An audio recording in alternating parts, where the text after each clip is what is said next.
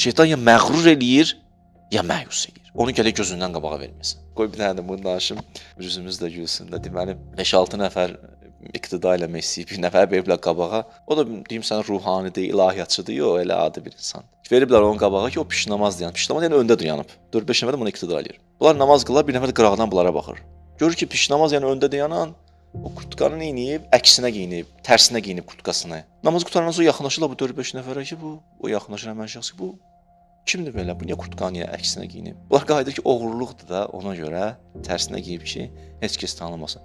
Bildirməyə qurban olaramsa, bu oğrudursa, bunu qabağa niyə vermirsən?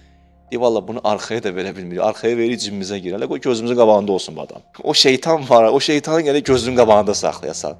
O bir damcı o yan bu yan neyəcək, adam məhv eləyəcək. Həmişə gözünün qabağında olmalıdır. O yan bu yana buraxma onu.